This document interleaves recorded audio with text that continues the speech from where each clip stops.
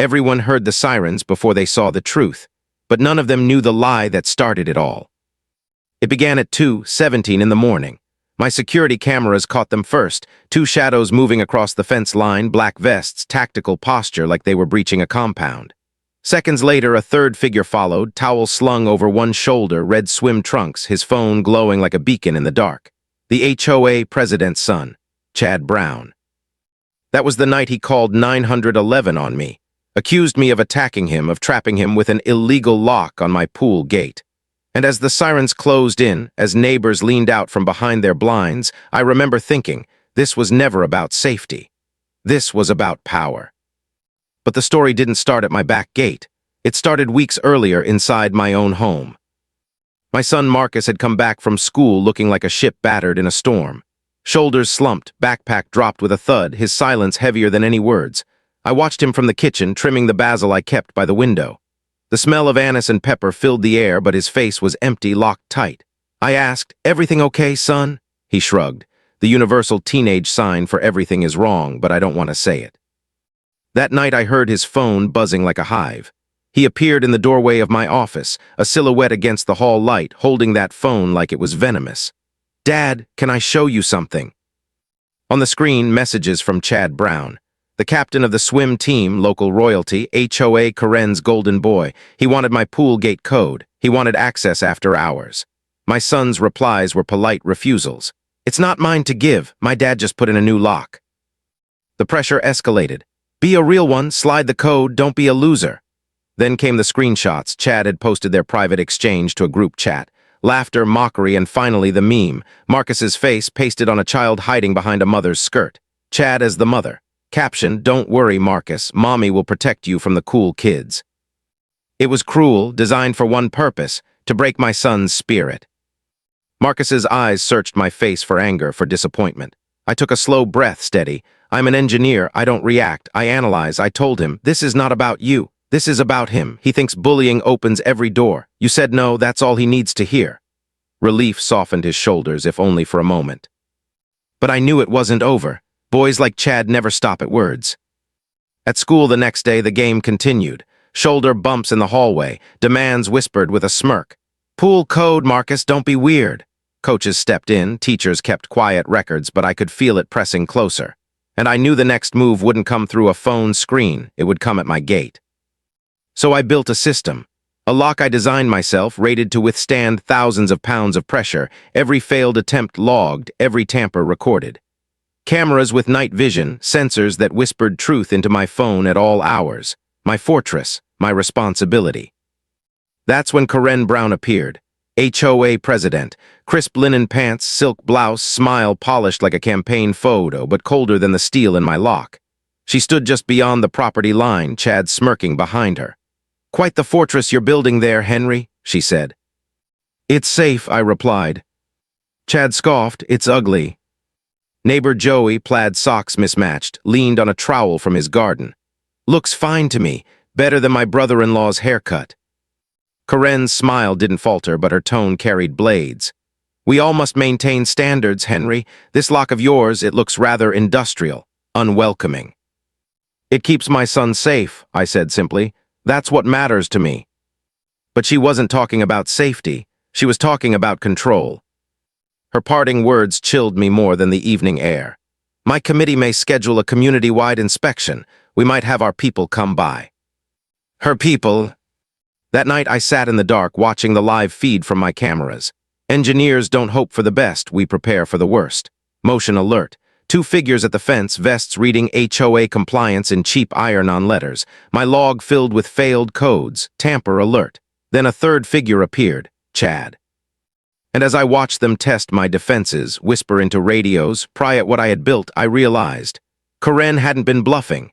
She had sent her people, and they were about to cross the line from intimidation to trespass. I rose from my chair. My hand closed around the cold handle of the back door. My heart was steady, not from courage, but from something older, deeper. I wasn't just an engineer, I was a father. And tonight, they weren't the ones doing the inspection. The porch light clicked on. And in that instant the lie they wore as uniforms began to unravel. Two men stood frozen near the pool deck, boots damp from the concrete, their black vests stamped with the ridiculous patch, HOA compliance. Up close it looked even cheaper, like something ironed onto a Halloween costume. And yet they carried themselves like enforcers. That was the danger of a uniform. It made weak men feel powerful. "Can I help you, gentlemen?" My voice didn't tremble, though my chest pounded with adrenaline. The broad one stepped forward, chest puffed, trying to make himself look bigger than the crime he was committing. "We're with the Homeowners Association. Mandatory inspection." "At 2:30 in the morning," I raised an eyebrow. "Funny, my system shows you've been prying at my gate for 15 minutes. That's not inspection, that's breaking and entering." The leaner one shifted uneasily, eyes darting to the cameras mounted under the eaves. But the broad one held firm, lips curling in a half-snarl. "We had reason to believe your gate wasn't secure." My jaw tightened. The only thing unsecured right now is your story. And then, from the hedges, came the voice I had been expecting all along. "What's the matter, Mr. Thompson? Afraid of a little safety check?" Chad Brown stepped into the porch light, smirk painted across his face, phone recording as though this was his victory lap. He wasn't here for safety. He was here for humiliation, for revenge. I locked eyes with him. "Chad, your mother is making a very big mistake." The broad enforcer didn't wait for more words. He lunged, gripping my arm in a vice. "You'll need to come with us. We need to check interior pool access points." No warrant, no badge, no authority, just a script written in intimidation. The father in me overrode the engineer. Hot instinct surged through my body. I wrenched my arm free, twisting out of his grip. My slippers squeaked against the deck, breaking the silence. Chad saw his hired muscle falter. He couldn't stand being upstaged, not even for a second, so he made his move. He slammed his shoulder into me, reckless, desperate. But there was one thing he hadn't calculated, the wet sheen of dew on the concrete. His sneakers skidded, his arms pinwheeled, and with a look of shock he toppled sideways, crashing onto the pool deck. His elbow scraped raw against the concrete, blood welling in a tiny bead. It wasn't much, but for him, humiliation burned worse than pain. And so he reached for his only weapon left, his phone. "Help 911, I've been attacked." His voice rang shrill across the quiet neighborhood. "My neighbor Henry Thompson shoved me. He's got an illegal lock on the pool gate. It's blocking emergency access." For a moment the world stopped. The two men in vests exchanged a glance, the kind that said we didn't sign up for this. Their intimidation game had just escalated into criminal lies, and they knew it. I stepped back toward the house, calm, deliberate. I didn't yell, I didn't plead, I simply watched, because I knew what was coming next. The first siren cut through the night like a blade. Red and blue lights began to flicker against the fence. Tires crunched gravel. My neighborhood, once silent, now pulsed with chaos. Two squad cars pulled up. Sergeant Daniels, heavy with years of experience, moved slow and deliberate. Officer Tate, younger, sharp-eyed, hand near his holster, scanned everything. The vests, the cameras, the squeaky slippers on my feet. And then Karen arrived. Of course she did. HOA Karen, sweeping in like an actress late to her own play. Her face was a mask of maternal outrage as she fussed over her son. Chad sat theatrically on a lounge chair, clutching his elbow as though he had survived a war wound. Neighbors began gathering in the shadows, drawn by the noise. I saw Joey in his bathrobe, eyes wide. Mr. Goldstein, quiet and steady, leaning on his porch railing. Witnesses, that mattered. "He attacked my son." Karen's voice cut through the air, sharp and deliberate, aimed not at truth but at theater. "Unprovoked. Chad was just walking by and this man assaulted him." She pointed a manicured finger at me, her words pitched for maximum drama. Officer Tate turned to me, voice neutral. "Sir, is any emergency egress blocked by this lock?" "No," I said evenly. "Inside latch allows free exit, city code, section 1008. The HOA can't override that." Karen cut in shrill. "He's turning our pool into a prison." I held up my phone, thumb hovering over the app. "This is a door with a log, every attempt, every failure, every tamper recorded." Joey, ever the neighborhood commentator, leaned toward Goldstein. "I brought popcorn but forgot a bowl." "Use your hat," Goldstein muttered. Tate suppressed a smile, but his eyes were on my screen. "Show me the times." I tapped the timeline. 2:05 motion detected, 2:11 pry attempt, 2:17 fence hop. The data was there, clear, undeniable. Sergeant Daniels nodded slowly. Matches what we heard on approach. Karen tried again. They were contractors testing the gate. Tate glanced at the patches. Ma'am, those are cheap iron-ons. The two men shifted, uneasy. We were told it was authorized, one muttered. By who? Daniels asked. Their silence spoke louder than words. Their eyes flicked toward Chad, still cradling his elbow. His smirk was gone now. And I stood still, calm, my hands visible, my voice steady, because I knew what was coming. This was the pivot point, the collision of lies and truth. Sir, Officer Tate said finally, can you tell us what happened here? Yes, officer, I answered, and I can prove it. Everyone leaned closer when I said it. I can prove it. The air went still except for the pulse of the sirens washing red and blue across my backyard. Even Karen Brown, queen of the HOA, paused mid-gesture. Her eyes narrowed, that perfect political smile cracking at the edges. She wasn't prepared for proof. She was prepared for noise, for gossip, for fear. But data? She couldn't argue with that. I held up the tablet. This, I said, is the timeline. And with one swipe, I shattered her theater. The first clip rolled. Grainy night vision footage, two men in vests creeping along my fence line, testing the keypad, prying at the lock. The timestamp glowed in the corner, 2:11. Gasps rose from the neighbors huddled by the street. I swiped again. The second clip, both men hopping the fence, boots hitting my lawn, trespassing undeniable. And finally the third clip, my sliding door opening, my calm approach. Their intimidation, the grip on my arm. Then Chad shouldering into me, slipping on the dew, crashing down like a child who thought he could fly. The video didn't need sound. The truth spoke for itself. Sergeant Daniels watched with arms crossed, his face carved from stone. Officer Tate leaned closer, eyes sharp, studying every frame. He was young enough to trust what technology could reveal, old enough to understand what lies looked like in real time. When the final clip ended, silence fell heavy. Karen broke it first, her voice sharp and trembling. Lies, this is doctored, he's manipulating footage. But the sergeant's gaze was locked on her son. Son, he said quietly, does that look like what you told us happened? Chad's face drained pale in the flashing lights. His phone, still recording, shook in his hand. He mumbled something no one could hear. For the first time, the golden boy had no script. The sergeant turned on the two enforcers. And you? 15 years I've been on this beat. Not once have I seen an HOA run midnight tactical inspections. IDs, now.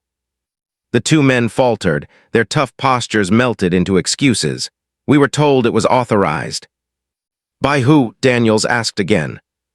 They hesitated. Their eyes betrayed them, darting toward Chad, then away. The lie collapsed under its own weight. I could feel the tide shifting, the neighbors whispering. Karen's power slipping like sand through her hands. Still, I stayed silent, calm, hands visible at my sides, because silence in that moment was louder than any defense. Finally, I broke it. There's more. I pulled up the screenshots, messages between Chad and Marcus. The bullying, the demands, the cruel meme plastered with my son's face. I held them out like evidence in a courtroom. This was not random, I said, my voice steady. This was planned. It began with intimidation, escalated to harassment, and ended in trespass. The sergeant studied the images, his jaw tightening. Then he looked at me, his tone different now, not suspicious, but respectful. You've got everything logged. Every attempt, I nodded. Every alert, every clip. He gave a slow, tired smile. Then you did everything right. Karen erupted. You can't take his word over mine. He assaulted my son. This man is dangerous, unstable. Daniels lifted a hand, silencing her with nothing more than authority earned over years. Ma'am, we're forwarding criminal trespass and false report to the DA's office. Whether they file charges is up to them. But tonight, the evidence speaks for itself. And just like that, the power she had wielded with whispers and fear vanished in the beam of a squad car spotlight. As the officers gathered statements, I stood on my deck, the weight of adrenaline finally settling into my bones. Neighbors drifted back inside, their curiosity sated, their gossip already spinning. Chad sat silent, eyes locked on the ground, his mother fussing but powerless. The two enforcers deflated into shadows, no longer menacing, just men in silly vests caught in the act. But I knew better than to think it was over. Karen Brown wasn't the kind to surrender, not in public, not in private. She had been embarrassed, exposed, humiliated. which meant her next move wouldn't be loud, it would be quiet. And I was right. By morning, the sirens were gone. The street was calm again, the pool still and blue under the rising sun. But at 8:00 sharp they came, not police this time, not hired muscle. Parents, a dozen of them marching down the sidewalk like a suburban militia, clutching lattes and moral outrage. Karen had been busy. Overnight she had spun a new narrative, a tale of her innocent son attacked by an unhinged neighbor. She hadn't lost control. She was seizing it again, this time through whispers, through emails, through fear. They gathered on my lawn, voices tight with anger, faces sharp with judgment. He threw him. He attacked Chad. He's dangerous. From my window, I watched them, people I had waved to at mailboxes, nodded to on walks, people I thought were neighbors. And in that moment, I understood this wasn't about one boy or one lock. It was about a system Karen had built, a kingdom of fear where appearances mattered more than truth.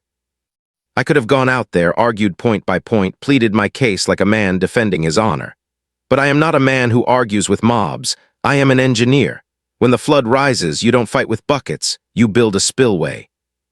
So I went to my garage, rolled up the door, and turned a quiet street into a courtroom. They expected a shouting match. What they got was silence and a screen. The garage door rolled up with a hum, revealing me standing behind a workbench. On it, a 65-inch television angled toward the crowd, connected to my tablet.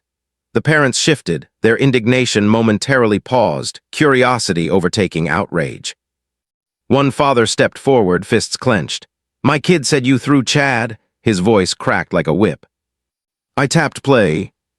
The footage flickered to life, night vision clarity. The mob quieted, their murmurs swallowed by the glow of the screen.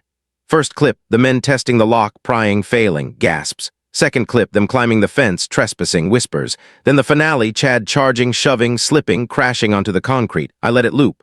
Once, twice. The angry father's voice faltered. That's not a push. Sarah Miles, arms folded at the back, spoke first.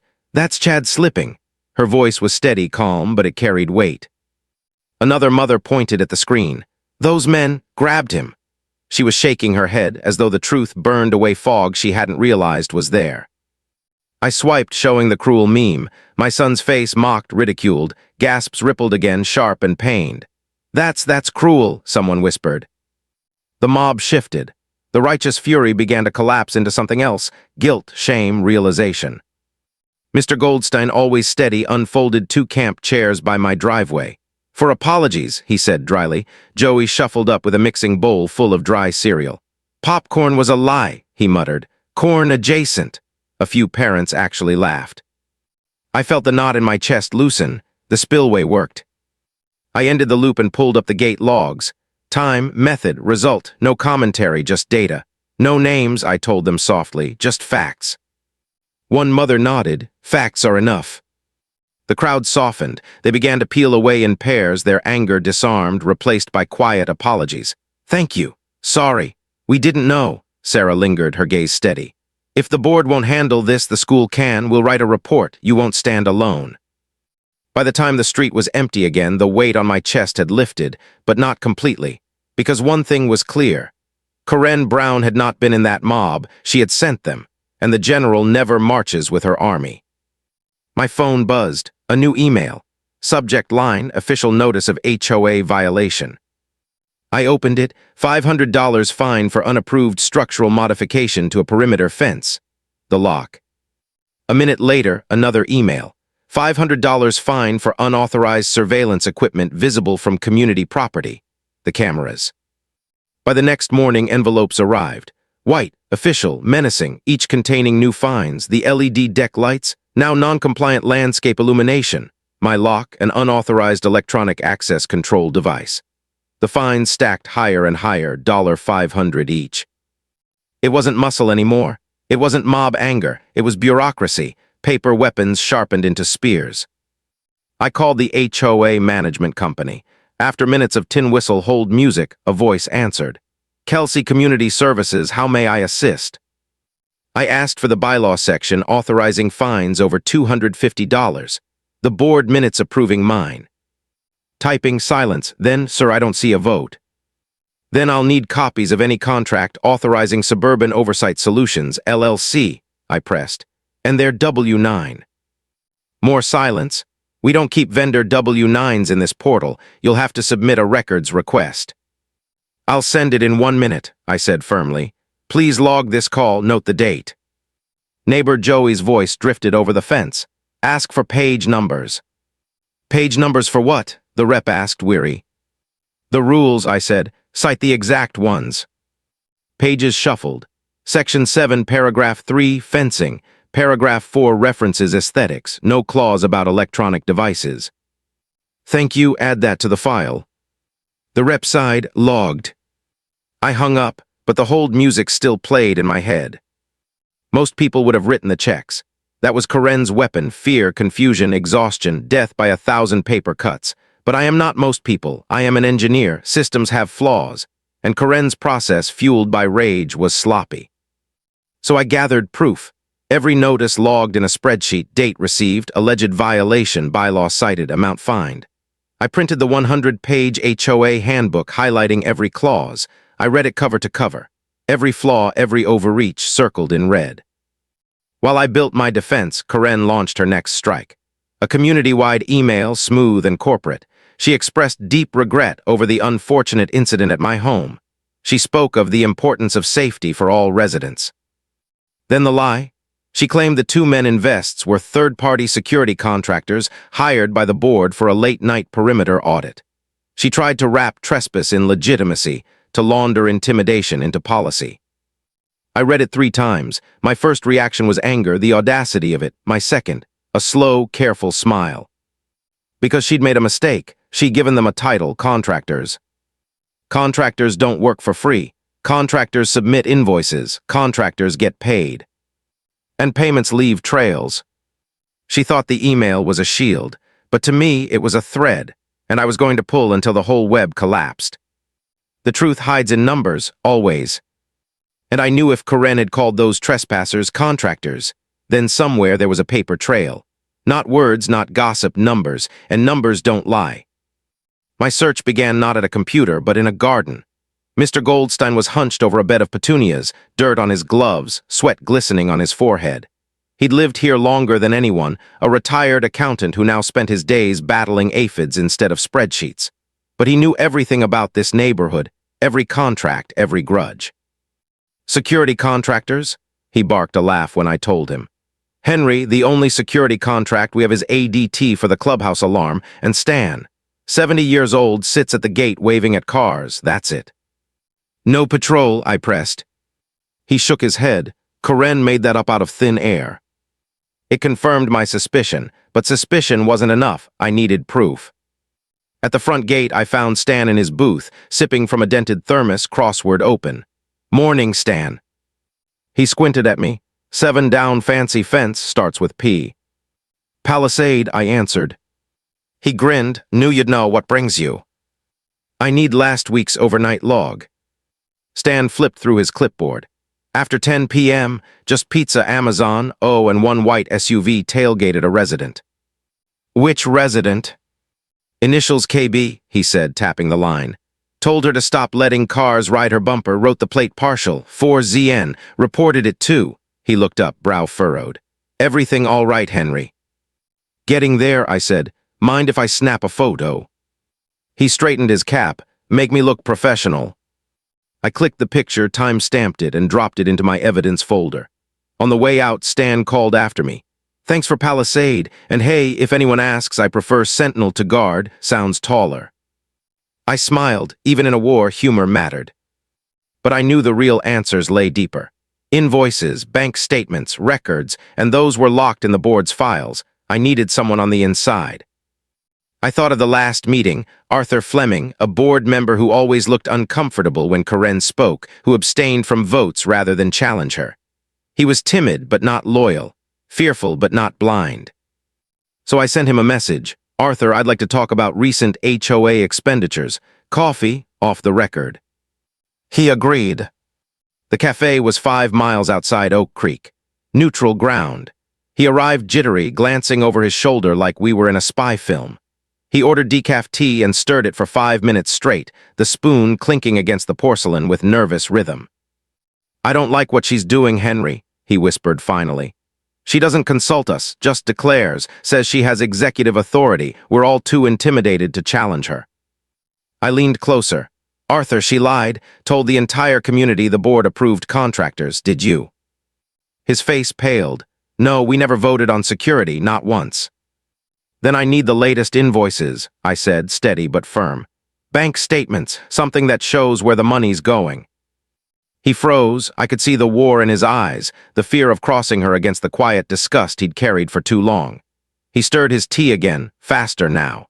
Then, slowly, he reached into his briefcase and slid a thick manila envelope across the table. I make copies, he whispered. After every meeting, for my protection, don't tell her this came from me. I placed a hand on the envelope. It felt heavier than paper, heavier than evidence. It felt like consequence. Your name will never come up, you have my word. Back in my office, I spread the documents across my desk.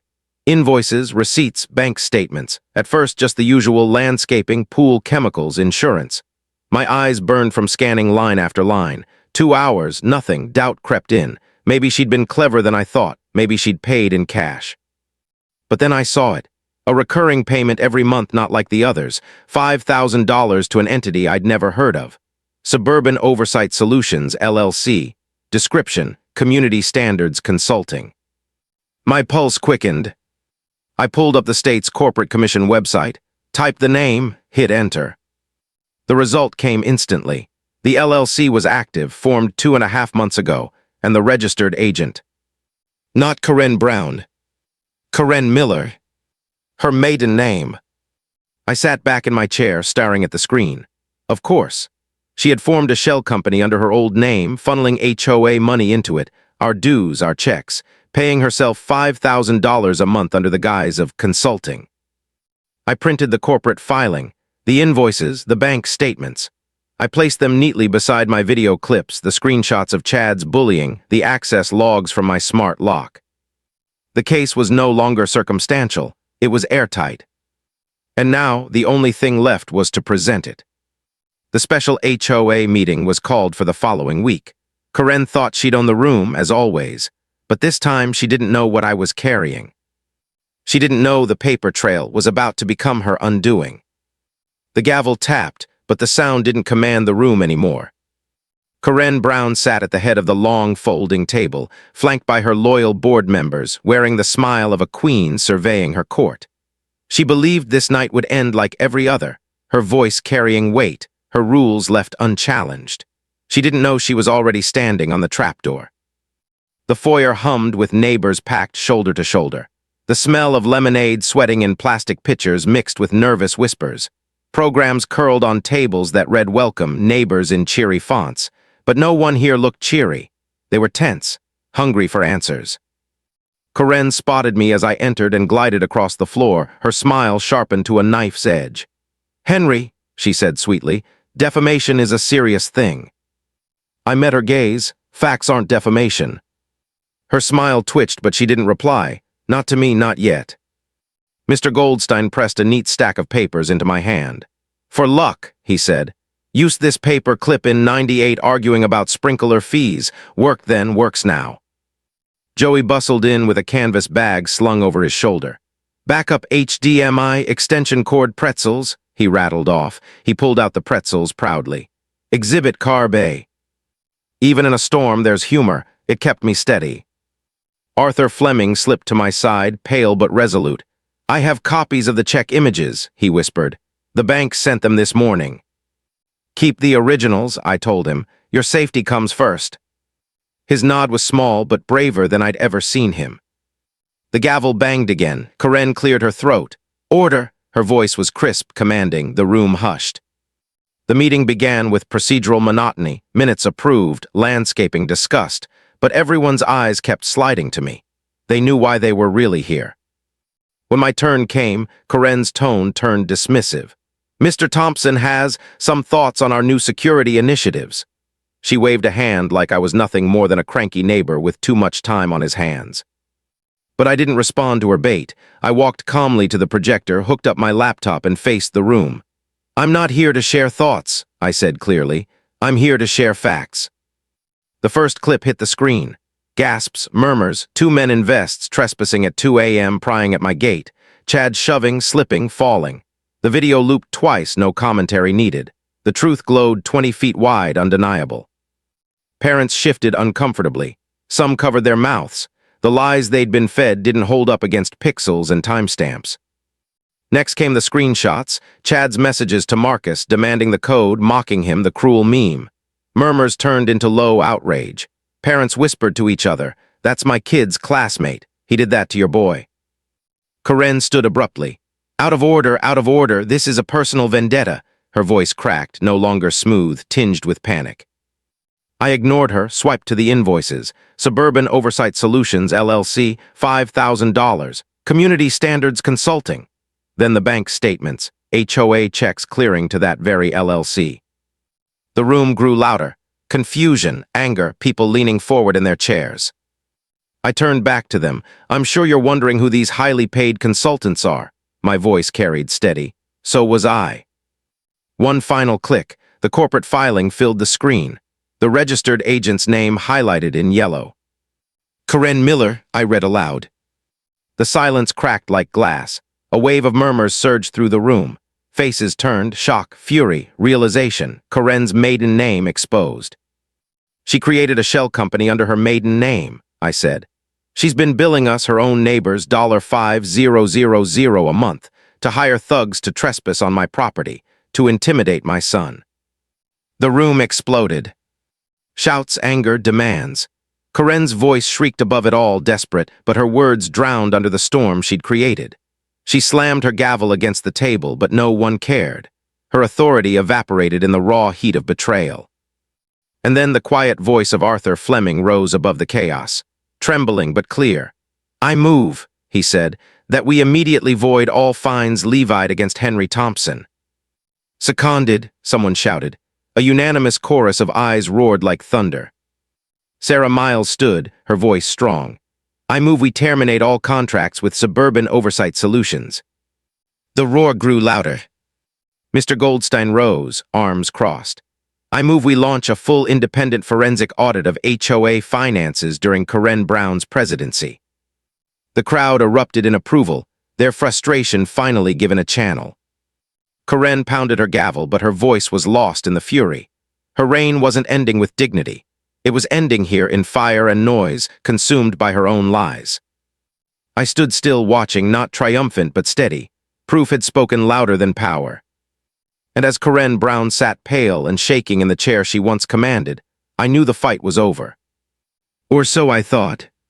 The room didn't end in silence, it ended in fire. Neighbors shouting, motions passed one after another. Karen's gavel cracked against the table like brittle glass, each strike weaker than the last. She had ruled this community with fear, with image, with whispers, but fear collapses fast when truth is undeniable. By the time the meeting adjourned, her kingdom lay in ashes. A month later, the noise was gone. The sirens, the mobs, the drama, it all seemed distant, like a storm that had rolled over the horizon. Oak Creek felt different. Kids' laughter echoed again from the pool. Lawn mowers hummed without tension hanging over fences. For the first time in years, neighbors waved without suspicion behind their eyes. The audit rolled forward, and with every page of bank statements, more rot was uncovered. Suburban Oversight Solutions had only been the beginning. Payments routed through her maiden name, questionable expenses hidden under community events, vendors no one had ever seen. The shell game crumbled piece by piece. She resigned from the board, from the garden club, even from the neighborhood newsletter. Her name, once printed in bold at the top of every HOA document, vanished. A temporary board took over. Their first vote was simple: safety rules would be rewritten. If something made your home safer and didn't invade a neighbor's privacy, it was allowed. Locks, cameras, lights, all approved. The petty restrictions were gone. The new sign on the clubhouse fence said it best: be kind, be safe, have fun. Marcus stood at the edge of the pool one Saturday, a boy again. No weight on his shoulders, no fear in his eyes. He launched into a cannonball, water slapping tiles, laughter ringing. For months he'd carried the weight of Chad's bullying, of being mocked for standing firm. But now, in the splash and laughter, he was just a kid again. I leaned against the fence, feeling the sun warm my face. Joey shuffled by, plaid socks mismatched as always, carrying a bowl of chips. "Audit says Karen used HOA funds to buy herself a new espresso machine," he muttered. Tragic. Tragic for her, I replied. Great for eBay, he smirked, already scheming. Mr. Goldstein nodded from under his wide-brimmed hat, quiet approval in his eyes. Sometimes the strongest allies were the ones who didn't say much. They just showed up, steady as stone. The lock on my back gate blinked a steady green, all systems nominal. It wasn't just a piece of hardware anymore. It was a promise. A line in the sand that said, "This is my home and my son will be safe here." Then one afternoon, the past walked back in. Chad arrived, not with his mother, not with swagger, but with his father. Mr. Brown looked worn, tired of battles fought for appearances. He nudged his son forward. "Mr. Thompson," Chad mumbled, not meeting my eyes, "my dad says I need to apologize." It wasn't grand, it wasn't eloquent, but it was something. His shoulders slumped, his voice low. For the first time, he looked less like a prince and more like what he was, a boy who had been handed too much power too early. I nodded, "I hear you." His father gave me a weary, honest nod, and together they walked away. No parade, no audience, just a quiet consequence. Marcus swam over, hair plastered to his forehead, grin wide. "Was that Chad?" "Yes," I said. "He apologized." Marcus shrugged, water dripping down his shoulders. "Cool, watch this." He climbed onto a friend's shoulders and flipped backwards into the pool. Big splash, big grin, no fear. And that's when I felt it, the shift. The fight hadn't been won with fists or shouting. It had been won with patience, with proof, with neighbors seeing truth for themselves. Karen had tried to bury me under lies, muscle, mobs, and fines. But every attempt collapsed under one thing: evidence, screenshots, logs, video, numbers, the language she couldn't twist, the weapon she couldn't disarm. As Sarah Miles waved from under an umbrella and Mrs. Lawson smiled faintly from her porch, I realized this was community, the real kind. Not the one Karen had controlled with roses and newsletters, but one rebuilt with trust. The smart lock blinked again, steady and green. A small light, a big promise. And for the first time in months, I let myself breathe deep and believe it. Everyone thought it was over when Karen's gavel hit the table for the last time. But truth doesn't just end battles, it changes people. In the weeks after her fall, Oak Creek transformed. The air felt lighter. Fewer blinds twitched suspiciously when a child's laugh echoed after dusk. Even the roses in Karen's front yard seemed to lose their iron perfection, petals left untrimmed, color fading without the hands that once ruled them. Her house became just another house. Ordinary. The audit kept peeling back layers. 5,000 here, 10,000 there. A new espresso machine, luxury gardening tools, thin invoices with vague terms like community improvement consulting. It all added up to something we'd known but couldn't prove. She'd been using her throne to bleed her neighbors dry. Now, under the harsh light of facts, her empire was nothing more than paper ash. But my focus wasn't on her anymore. It was on Marcus. One night I heard him laughing upstairs, voice light and easy as he played online with friends. Months ago, that same phone buzzed with bullying messages, his shoulders tight with shame. Now his laughter rolled through the house like sunlight through an open window. The fortress I'd built, the lock, the cameras, the logs had kept us safe. But what mattered most wasn't the hardware. It was the proof that my son had been right to say no. That standing firm, even when mocked, wasn't weakness, it was strength. Joey came by with his usual chaos, dragging a ladder to fix a crooked string of lights on his deck. "Audit says Karen used HOA funds to buy holiday decorations," he muttered. "Bet she's got 6 storage bins labeled seasonal dominance." Mr. Goldstein chuckled from his porch. "Better put that in the minutes." For the first time, laughter outnumbered whispers on our street. That was new, that was precious. But the real change came one quiet Saturday. The sun glinted off the pool, kids splashing, parents chatting easy in the shade. The temporary board had voted to keep it open late on weekends, no more petty restrictions. A new sign hung on the fence: be kind, be safe, have fun, simple, human, everything Karen's rules had never been. Marcus climbed onto the diving board, arms wide, a grin splitting his face. He leapt, water exploding in a cannonball that soaked half the deck. His friends cheered. He popped up, laughing so hard he couldn't catch his breath. I leaned back in a chair, the warmth of the sun sinking into my skin. For months, my shoulders had been tight, my nights sleepless, every creak outside a threat. But now I let the air fill my lungs, easy and deep. And that's when I realized the fight hadn't been about a lock or fines or bylaws. It had been about dignity. About proving that bullies, whether they wore swim caps or silk blouses, couldn't bend truth forever. Chad passed by with his father again a week later. No entourage, no smirk. Just a boy doing weekend community service picking up trash by the clubhouse. He didn't look at me and I didn't need him to. His apology had been thin, but it was a start, and maybe that was enough. Karen disappeared from public life, but her shadow lingered in the lessons she left behind. That power without accountability rots. That neighbors deserve more than rules. They deserve trust. That sometimes the strongest stand you can take is the quietest one, armed not with rage but with proof. As dusk settled one evening, I stood by my back gate. The smart lock blinked steady green, its little lead heart beating against the dark.